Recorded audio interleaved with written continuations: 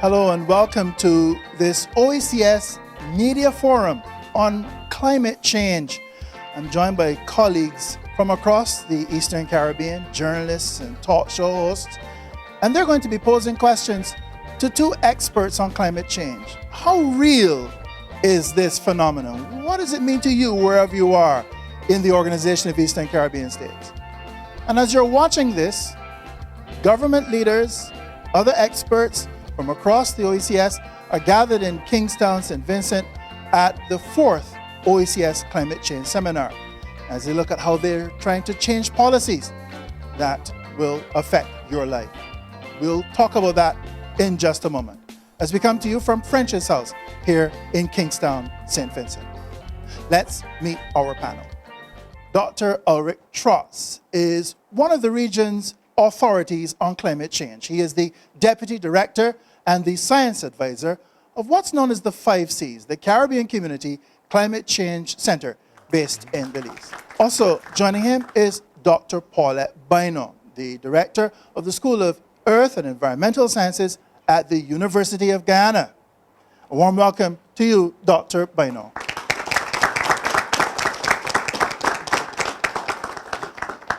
Before we came on air, Dr. Bino was making a very strong point that hazards are not necessarily disasters.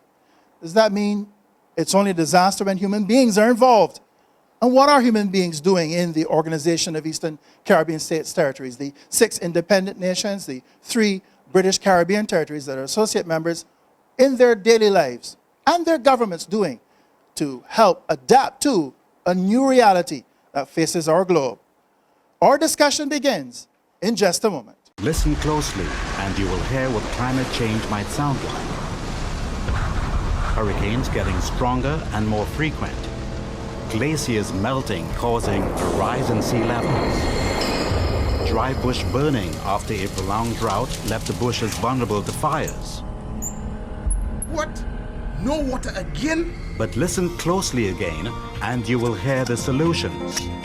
People switching to energy-saving light bulbs. People building stronger homes that can withstand hurricane force winds. Our climate may be changing, but so can we. Making small changes together can have a huge effect on reducing the impacts of climate change.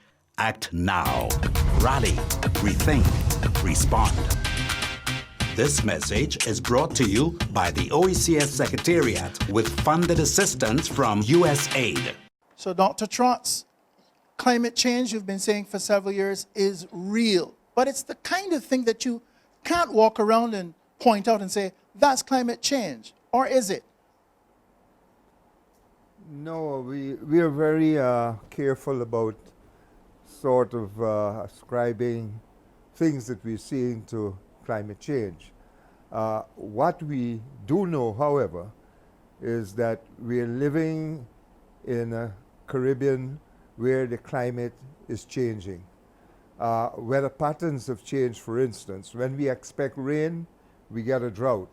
When we expect a dry season, we're getting rain. Much more insidious, basically, these changing weather patterns, rainfall patterns, for instance. You get a downpour, and in 2 days you get rainfall that you're normally accustomed to get in over 3 months, leading to the consequences that we are well aware of. Farmers are confused. They had a pretty reasonable pattern about when to plant and what to plant. And this depended on a regular succession of wet and dry seasons throughout the region. We don't see that anymore.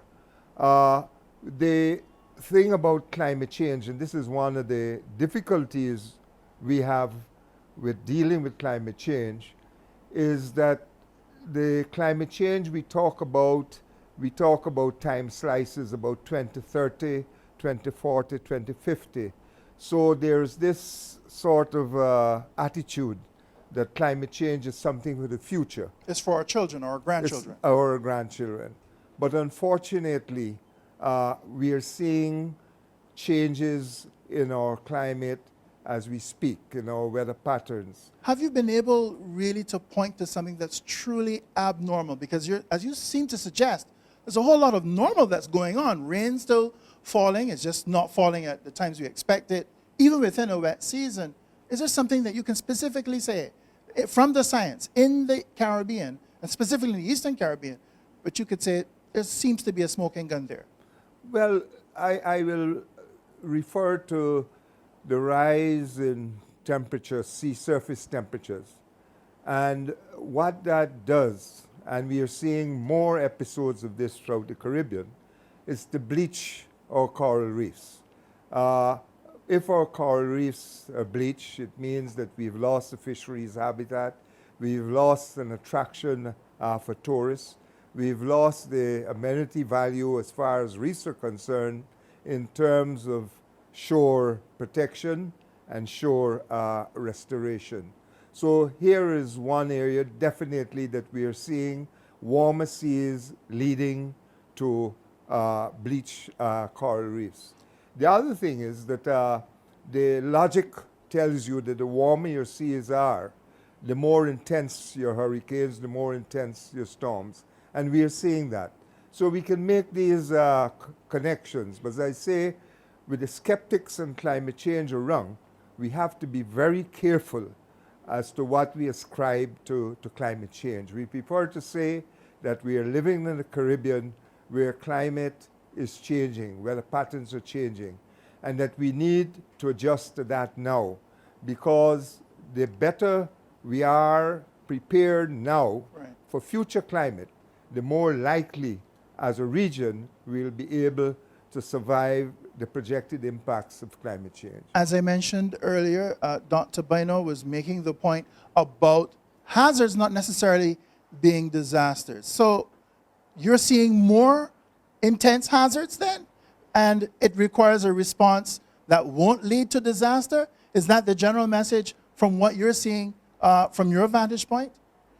Well, I'm not saying that the hazards would not lead to disaster. I'm saying that the hazards, which are the natural events, depending on their intensity, their frequency, and impact, really would be dependent on the vulnerability of a society.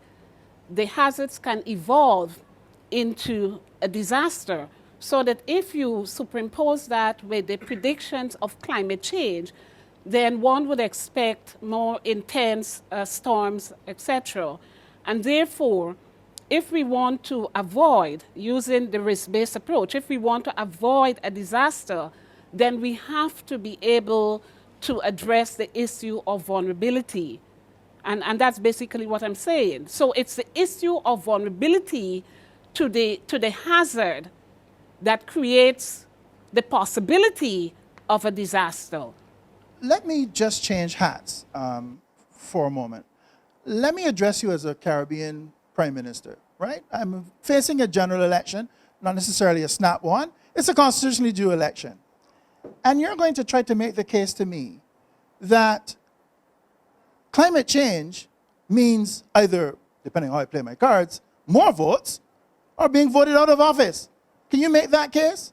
Because really, that's where the rubber meets the road. That the policies may need to change, because I have constituents who say, I need to build on that hillside.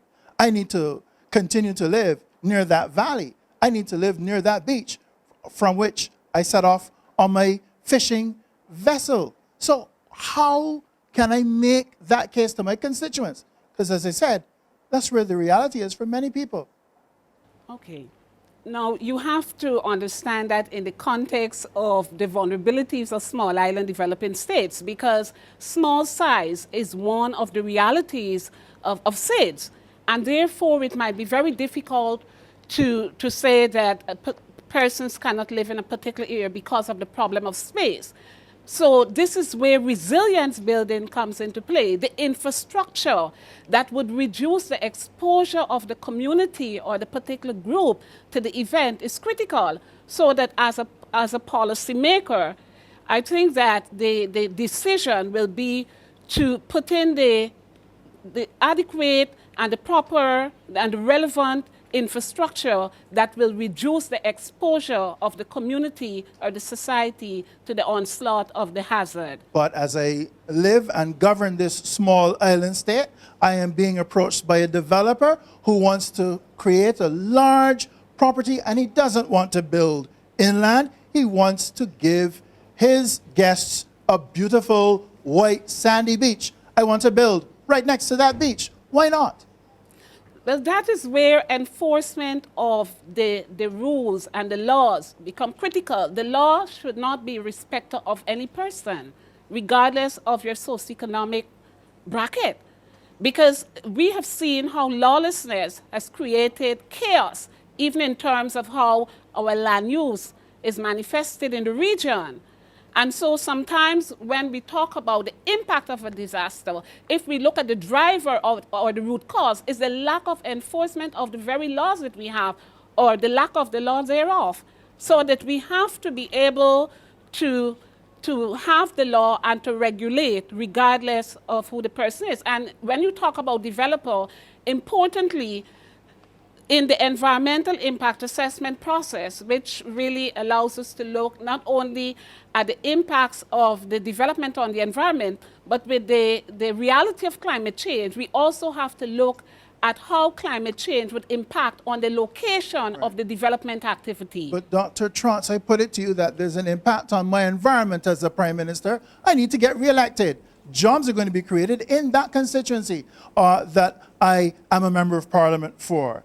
And everything is being done above board. The laws are being followed, and you really can't tell people what to do with their private property. Your response?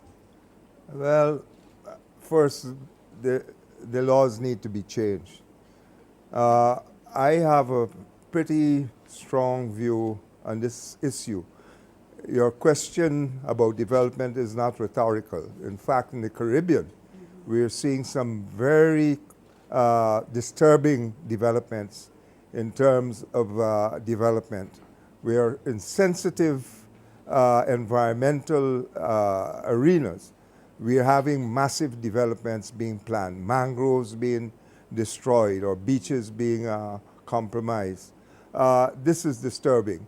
And the politician, we have to face the fact that they have a 5-year sort of time horizon. And we're talking about climate change and environmental issues in terms of a much longer time horizon.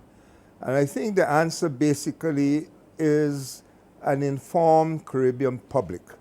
I think there has to be a strong constituency in the Caribbean that really directs policy, that allows our politicians not to sort of make the decisions that eventually will impact negatively on my well-being or my livelihood or that of my children So you're and grandchildren. you're suggesting trade-offs, no?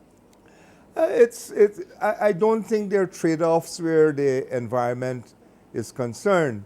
What bothers me too is that many of these developers can't do these things in their countries. Right. They come into the Caribbean where our laws might be a little bit lax.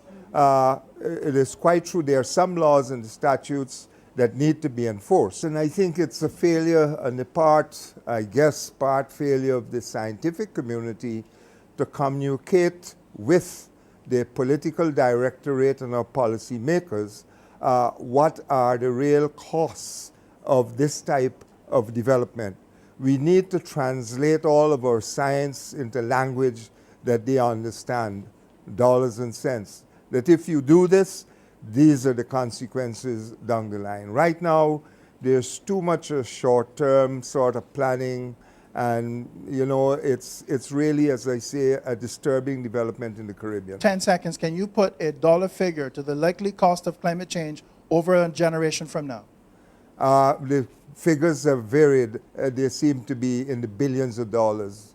In a moment, we'll come back to some questions from people who face politicians on a daily basis, my colleagues, journalists and talk show hosts from across the Eastern Caribbean, as they put their questions to our experts in this OECS Media Forum on Climate Change, coming to you on a CMC partner station and on Carib Vision. the CMC's international channel, presented by the OECS Commission. Back after this break. Listen closely and you will hear what climate change might sound like. $30 for a hand of bananas? Severe drought could destroy banana plants and drive food prices up. And now we can see the dead coral reef below us. Dead coral? I thought it was alive. No, it's dead. If you look at the pictures, you can see what the coral used to look like. Oh, wow. Natural wonders like coral reefs are disappearing. But listen closely again, and you can hear the solution. People disposing of garbage responsibly and not in drains and rivers. People responsibly discarding engine oil. Our climate may be changing, but so can we. Making small changes together can have a huge effect on reducing the impacts of climate change. Act now. Rally. Rethink. Respond. This message is brought to you by the OECS Secretariat with funded assistance from USAID. And welcome back to this OECS Media Forum on Climate Change, presented by the OECS Commission, coming to you on a CMC partner station and on CaribVision, the CMC's international channel. I'm joined by colleague journalists and talk show hosts from the Eastern Caribbean, posing questions to our experts, Dr. Ulrich Trotz of the Caribbean Community Climate Change Center and Dr. Paulette Bino of the University of Guyana. Our first question comes from Dominica and Brian Francis of DBS Radio. Dominica has spent and continues to spend millions and millions of dollars, scarce resource that is, on conservation and promoting itself, branding itself as the nature island of the world. However, these efforts, they're under threat by climate change. And it must be noted too that Dominica, like the other sister islands of the OECS, contribute almost nothing towards this phenomena. My question would be, what is being done as it relates to managing, or measures rather, and approaches towards managing climate change? Yeah, the question of natural resource management is key. We are now developing something called ecosystem-based adaptation, which really looks at healthy ecosystems, healthy reefs, healthy forests, healthy mangroves. And the logic here is that the healthier these systems are, and they are really being ravaged right now by other man-made sort of impacts, pollution, etc.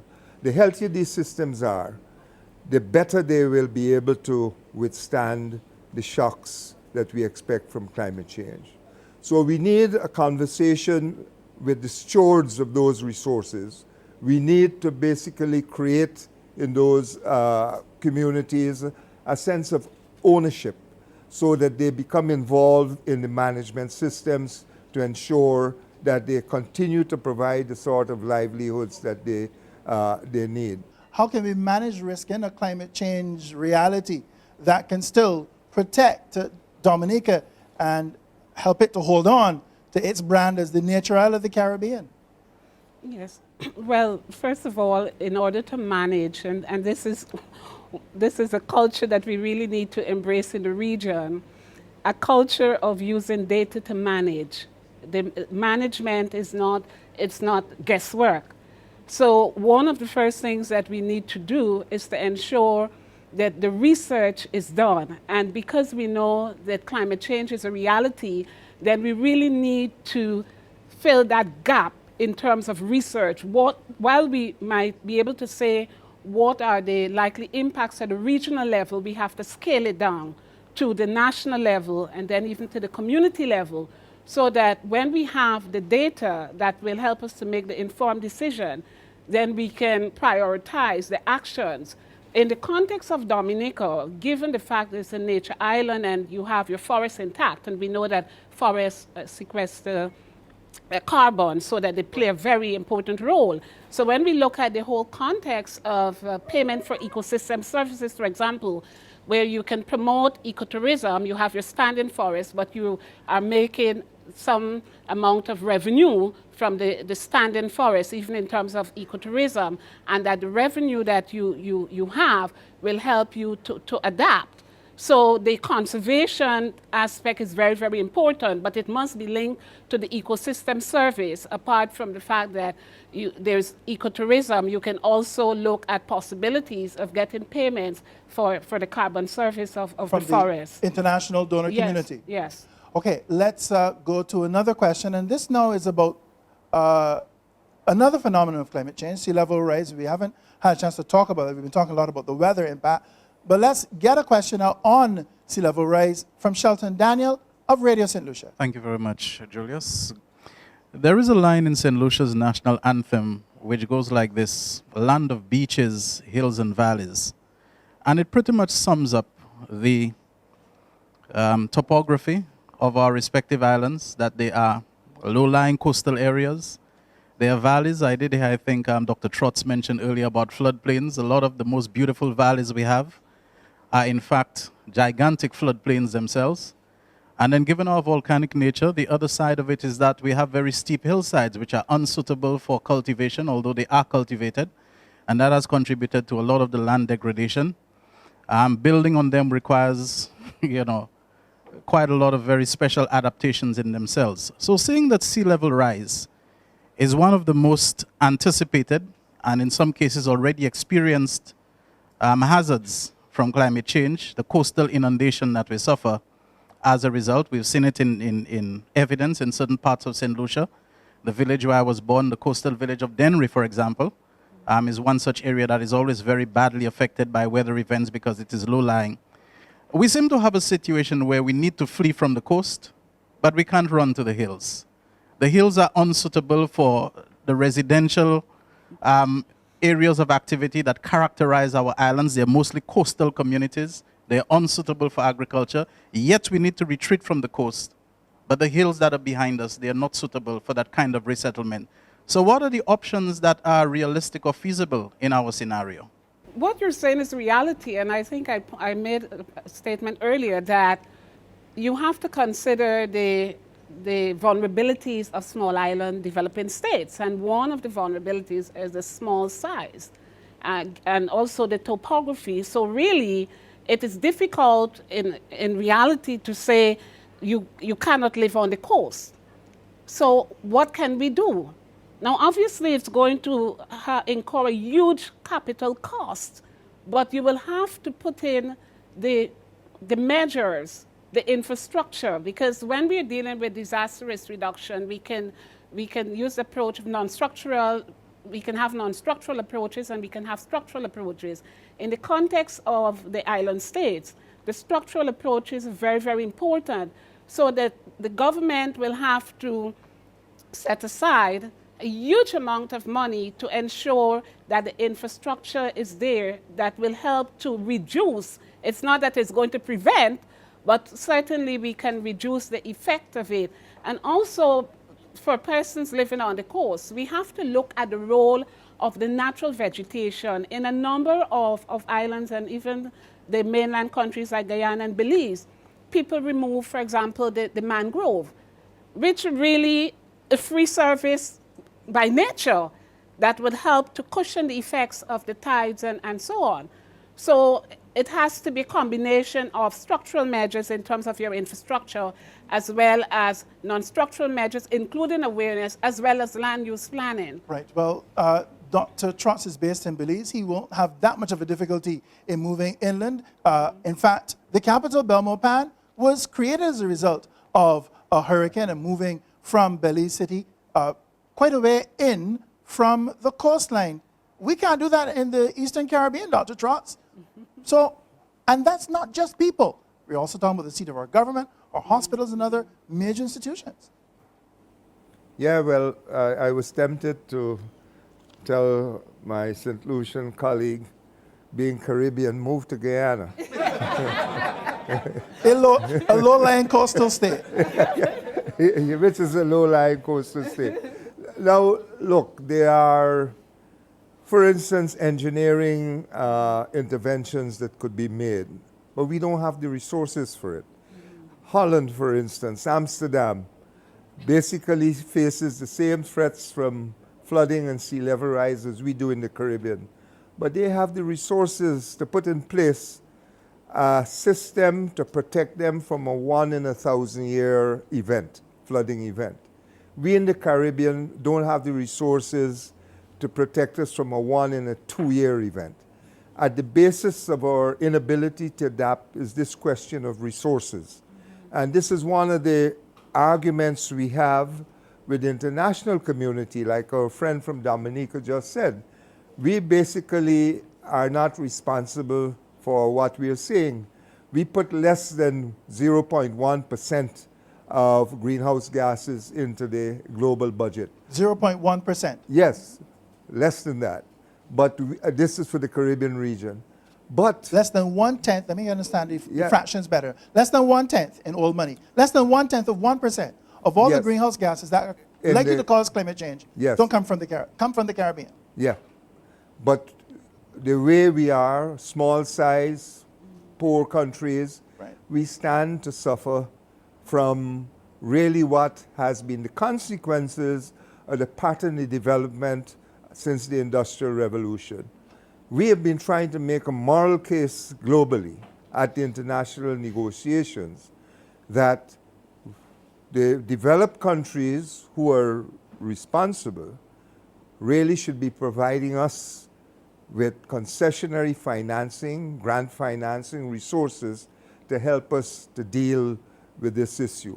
But that's a hard story to sell. Right. Well, you've just come from Apia, Samoa, where small and developing states have been putting their case to the international community 20 years after they were first put on the global environmental agenda with the SIDS conference of 1994 in Barbados. We'll talk about the resources that are required to protect our own resources, human and social and economic resources and physical resources in this battle to protect and to adapt. You're watching an OECS Media Forum on climate change. We'll be right back. Let's be conscious and beware. The climate is changing everywhere. Let's promote more healthy lands to withstand the change at hand. Grow and plant a tree. Let's restore the forest be a lot more conservative with our farming practices. Keep our environment more clean and green. Put an end to all the polluting. For it is our natural beauty we promoting. Let us be resilience against the hurricanes. Stronger homes in our communities. Make a change. Let us be proactive. Bali, rethink. Bali, respond. End the coastal pollution. Promote for water conservation. Whoa. Bali, rethink. Bali, respond. Plant around the river banks. Sustain the water on the land. Yeah, yeah. Climate change is real. Our actions do matter. Rally, rethink, respond. A message from the OECS and USAID. In case you've just joined us, this is an OECS Media Forum. The topic, climate change. As OECS governments are gathering in Kingstown, St. Vincent, as you're watching this program, to talk about the impact of climate change and the policies that need to be implemented in order to do something about a new reality that is facing our islands in the Eastern Caribbean. Now, before the break, we started to talk about what's going to be required to adapt to climate change. And I think we are pretty much agreed we'll need money. And we don't have a lot of that flowing around in our region. The question now, which will pose some question of difficulty possibly for our panel, from Brenton Henry of Observer Media Group, Antigua and Barbuda. Thank you. Dr. Trott, show me the money, because you've already said the international community, they're not honoring their obligations to SIDS. And you've also said that we need to plan in our budgets for climate change adaptation and mitigation. Scarce resources that we don't have, especially in Antigua. So where will the money come from exactly? Internationally, we have basically been able to get the commitment for a Green Climate Fund, GCF. It is hoped that this would be capitalized at the level of $100 billion US per year, starting from 2020. Already we have had the funds like the adaptation funds that have been more or less operational for a little while. We in the Caribbean need to address the architecture of our energy sector. And there are opportunities now to access funds for mitigation, not because we are thinking about pulling our 0.1% out in the atmosphere, but it makes good economic sense for us to do it. For this reason, the Caribbean is one of the most carbon-intensive regions in the world. In other words, for each unit output in GDP, our energy input is exceptionally high. This is why, for instance, manufacturing in the region is dominated by Trinidad. There's a question of the cost of energy.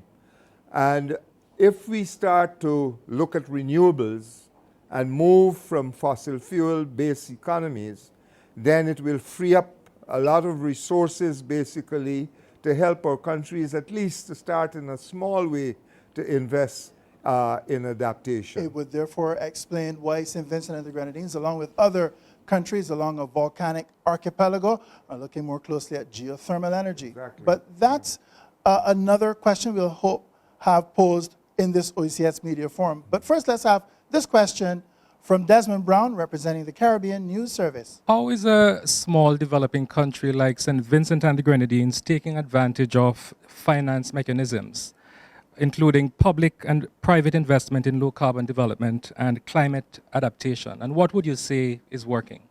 Adaptation, we look at protecting our airports, our roads, our hospitals, our infrastructure.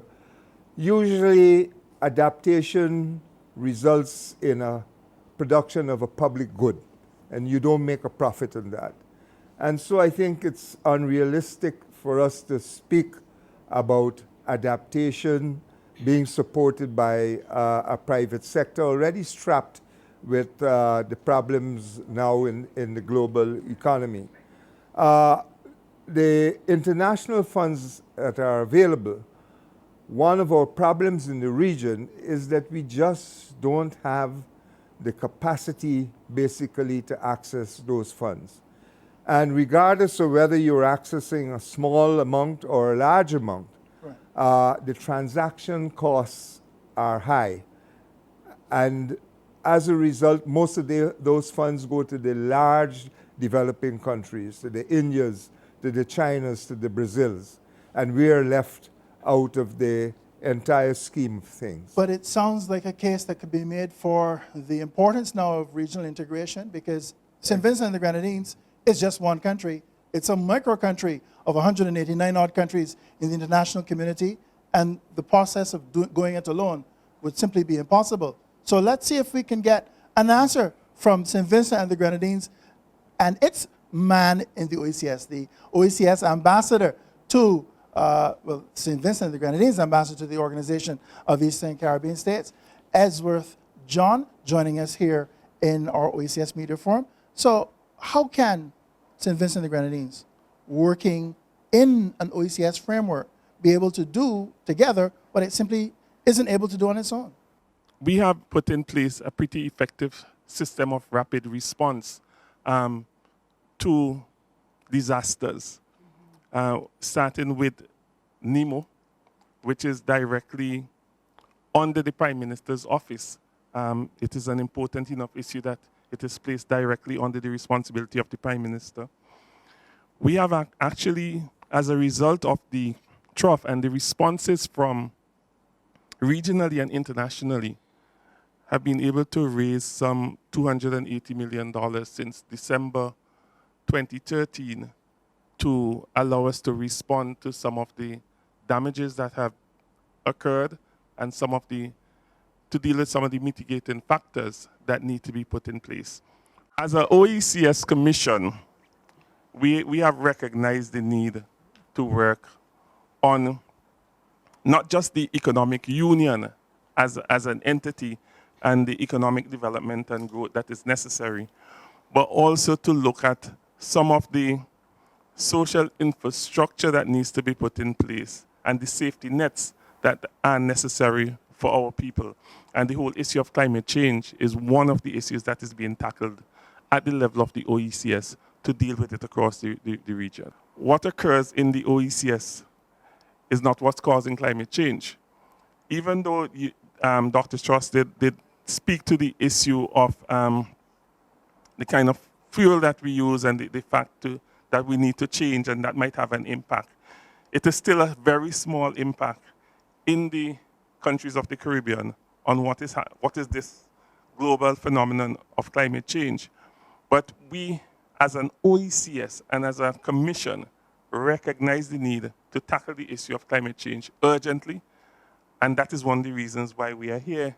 Let me ask another colleague who has been actually in the thick of it, reporting on the December 2013 trough system that killed 9 people and another 3 bodies remain unaccounted for. To put that in perspective, and she asks her question, Rochelle Batiste of St. Vincent and the Grenadines TV. Okay. The December 2013 trough system caused severe damage to infrastructure, agricultural production, and most importantly, led to the death of 12 persons, 9 of whom were accounted for, 3 still unaccounted for. How well was the government able to cushion the social, the economic, the psychological impact on those persons who were affected by the disaster? To follow up on that, Bentley Brown of the OECS Commission. We have experienced floods and hazard events, and I think as we are learning, these events will become more frequent and more severe. They would impact us in ways that we never had before, and the whole concept or idea of seasons are out of the window. These could happen to us anytime. How do we learn and how do we move on? I think we have to look at, first of all, our warning systems. We need to improve very much on our meteorological information and develop our capacity. But even though we may have improved and enhanced warning systems, it is very important to get the message over to people. On Christmas Eve, in the case of St. Vincent and the Grenadines, no one was near radio. Everyone's mind was on Christmas, and we have to plan for those situations, which make it very difficult to reach people. In addition, we have to seriously look at how we could mobilize that interest that is there in all the communities, among the private sector and so on. We had good response, as was mentioned before, but it was unstructured and unorganized for the first 2 or 3 days. How could we get communities to be organized at the real local level that they could, first of all, prepare and develop community plans and how they could activate those plans in times of need? We should also seriously look at the response. In many cases, we try to fix the problem and the damage overnight. But we know in a lot of cases, we need to seriously look at more long-term solutions. Moving people out of some of the existing areas, developing better land use planning, better building standards, better building codes, and enforcing those codes. These are some of the issues I think we really have to address. But given the nature of the problem we have, if we do a lot of it on a collective basis, if we look at serious land policies, and we move on the regional level in the OECS, we will be better able to help each other, because on our own, we could hardly deal with the existing social and economic vulnerabilities, much less those being posed now by the threat from climate change. Bentley Brown, many thanks. Let me bring Dr. Paulette Bino into this. What have you picked up from what Bentley Brown has said that you disagree with?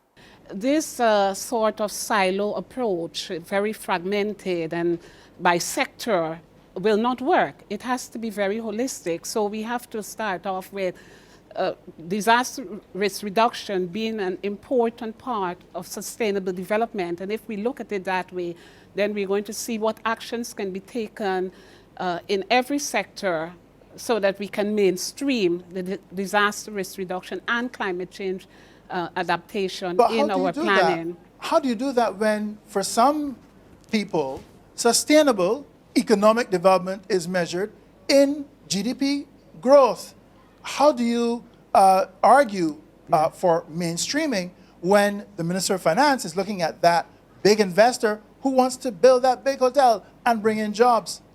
Well, first of all, we have to re-educate ourselves that it's never environment versus development or ecology versus economy, because the product of the economy comes from the environment. Whatever inputs we use in the process of economic development are derived from the environment. And what happens to the environment could never be considered an externality, because the cost of cleaning up, and even in terms of the impact on us as humans, and even other elements of or other components of the ecosystem, it's very, very costly. So we have to begin to understand the interrelationship between environment and development. When we develop and ignore the environment, we're actually undermining the development process. And this is why I'm saying it calls for a rethink. It's a cultural, it's a paradigm shift in the way we think. You're watching an OECS Media Forum coming to you from French's house in Kingstown, St. Vincent. In Kingstown, OECS experts and policymakers will be meeting as you watch this program to talk about the impact of climate change and how policies will have to change, how we'll have to adapt and mitigate, and using risk as a new benchmark for measuring how we prepare for an uncertain future. Now, for some of you on our CMC partner stations, you'll be losing you now, but the conversation continues on CMC's Carib Vision in just a moment. Let's be conscious and beware. The climate is changing everywhere. Let's promote more healthy lands to withstand the change at hand. Grow and plant a tree. Let's restore the forest be a lot more conservative with our farming practices. Keep our environment more clean and green. Put an end to all the polluting, for it is our natural beauty we promoting. Let us be resilience against the hurricanes. Stronger homes in our communities. Make a change. Let us be proactive. Bali, rethink. Bali, respond. And the coastal pollution. Promote for water conservation. Whoa. Bali, rethink. Bali, respond. Plant around the river banks. Sustain the water on the land. Yeah, yeah. Climate change is real. Our actions do matter. Rally, rethink, respond. A message from the OECS and USAID. Coming to you from French's house in Kingstown, St. Vincent, this is an OECS Media Forum on climate change. We're joined by my colleagues, journalists and talk show hosts from across the Eastern Caribbean who've been posing questions to our panel. Our next question comes from Joseph Cador of the Grenada Broadcasting Network. Thank you, Julius. Well, my question to the panel. Now, several case studies suggest that society has a substantial capacity to adapt to climate change, but in many instances falls short of using the capacity to its full extent. And in many cases, decision makers may lose out on opportunities to adapt more effectively and efficiently. So my question to you is, what are some of the most effective strategies that can be applied by citizens and decision makers to mitigate against climate change and its effects?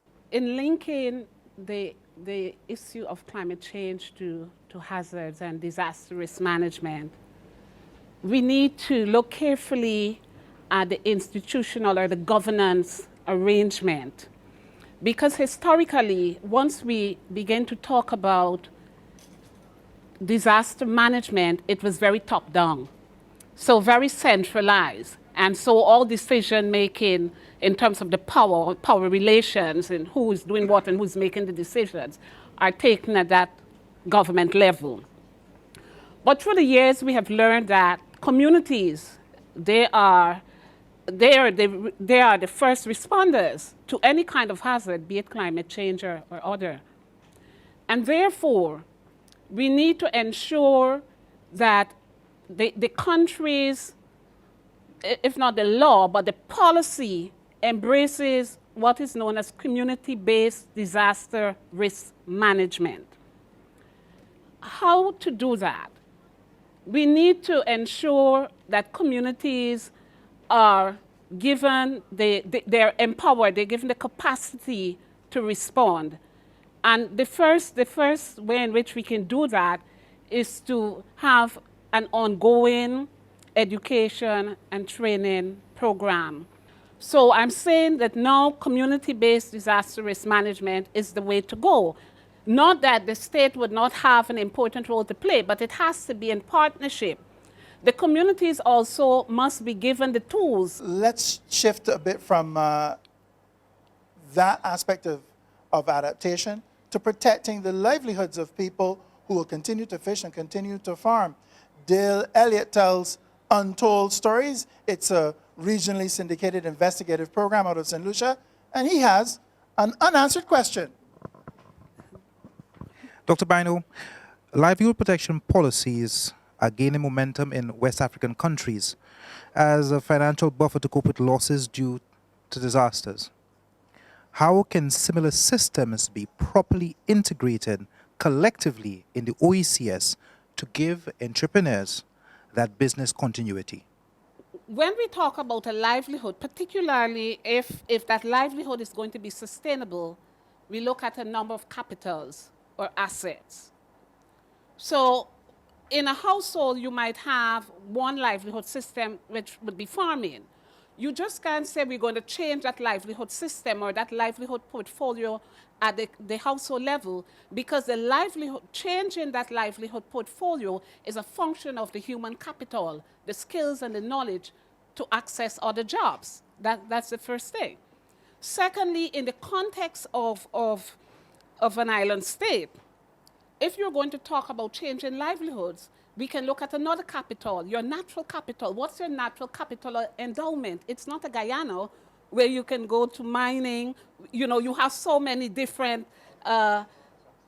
natural endowment that you can switch very easily. In a country where you have a very narrow resource base, which is going to impact your livelihood options, you really have to look at how you can access whatever natural capital you have, and maybe moving away from the more extractive industry and looking at value added, so that even though it's the same resource, with the value added, you can have other activities that will provide for livelihood options. So talking about other livelihoods would not be simple, because really it's a function of your natural capital, it's a function of your human capital.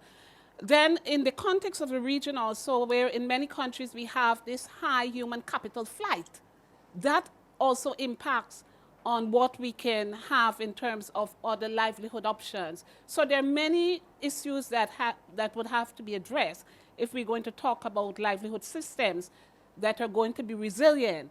But at the household level, it is always best if the livelihood portfolio is diversified, because the more diversified a system is, the more resilient it is, whether we're talking about a natural ecological system or a social system. Dr. Trotz, the word that's come up lots of times since 1994 is vulnerability. There was a move to create a vulnerability index to actually measure how vulnerable these small island states and coastal states are to the impact of not only climate change, but a whole range of environmental problems. Do we need to revisit that as a measurement of really how we should be going about negotiating for concessions at the international donor level, or more money to help deal with these issues? Because, like I said, we are so close to the very edge. You spoke earlier about graduation of some of our countries to middle income status. But with that comes the other side of the coin, that once our countries are graduated to that status, they're no longer eligible for a set of concessionary financing that they require for development and for dealing with some of the issues we've been talking about today. The graduation is based on one metric, which is GDP per capita. And it's a pretty bad metric in the sense that it doesn't take into consideration wealth distribution.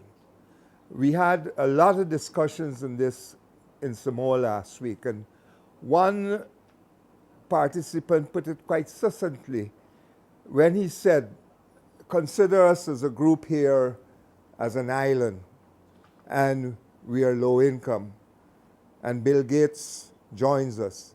He says immediately we are graduated to middle income, but the income is not at the middle or lower levels, but at the top level, at the crest.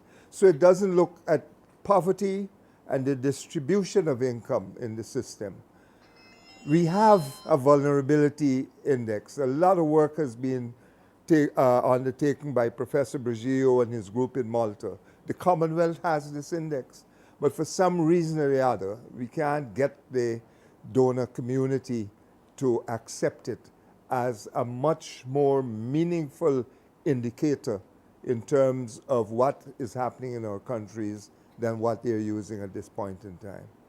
All right, another question from our colleague, my colleague, journalist and talk show host, assembled here at French's House in Kingston. It comes from Garvin Richards of Marpin Television in Dominica. Given that agriculture is one of the mainstays in a number of Caribbean countries across the region, what sorts of efforts are being put in place, or what recommendations or policies are being put in place to seek crops and livestock which are more tolerable to heat and to droughts, and in some cases waterlogging as a result of heavy rains and floodings?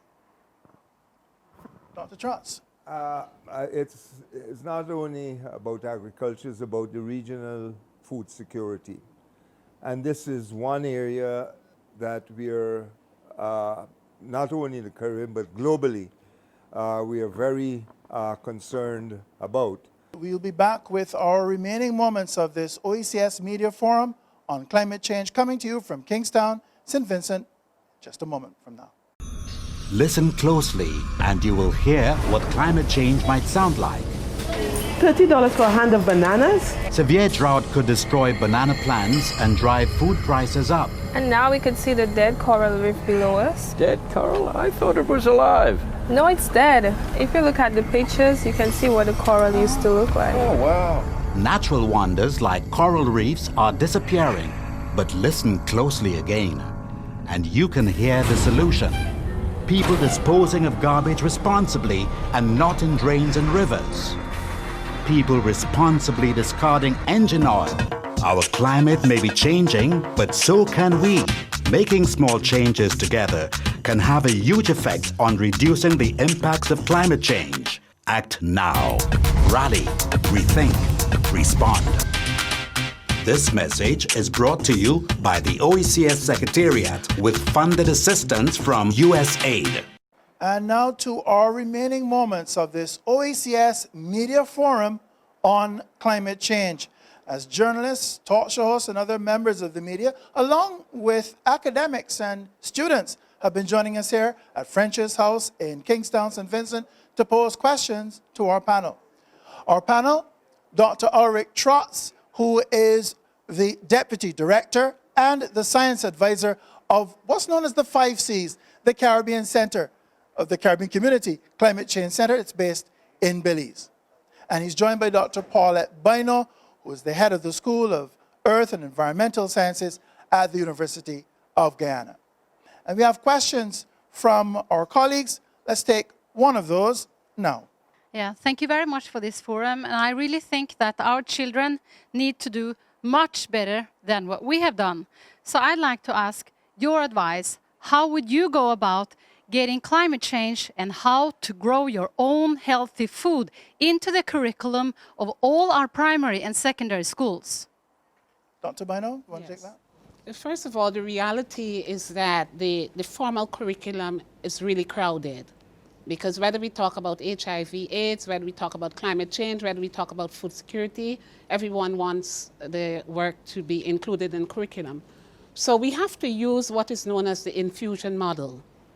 So we are not going to introduce a new subject at the level of the schools, but we are going to integrate the topic or the thematic areas into the existing topics, into the existing subjects. For example, in Guyana, under a UNICEF project, we integrated climate change for levels 1 to 6 for the science as well as social studies. And this will go on with the other subjects so that you're not giving teachers extra burden. But you can even teach climate change through English language because you can have a comprehension passage on climate change and then students ask questions. The difficulty, however, would be the teachers who might not have any sort of knowledge in relation to climate change. So that you have to use a very holistic approach in that at the teachers training college level, you will also have to infuse climate change in the modules, their training modules, so that when they get into the primary and the secondary schools, that they feel competent. If not, you will find that those who've done geography and the science subjects are more competent, and then the students now, depending on who teaches them, they might know a little bit more about climate change. So it has to be a very holistic approach that you take to the education. And as we close this program, let me ask then Dr. Ulrich Trotz of the Caribbean Community Climate Change Center simply this: since it's going to be a tough job of getting through the seemingly thicker skulls of adults, whether they're politicians or parents, maybe the future is really with our future generations, and hoping that they will take the message to rally, to rethink, and to respond to this global phenomenon as it reaches our shores. I think the youth are very important. We need to send them back into their homes with new ideas, etc., and use them basically as a change factor in terms of how parents and some of our older folks in the region deal with this issue. All right, Dr. Ulrich Trotz, a more hopeful note on which to end this OECS Media Forum on Climate Change. This program is part of a wider regional seminar that's taking place in Kingstown, St. Vincent, as OECS experts, including policymakers, are meeting to talk about the impact of climate change and also what to do about it at the policy level.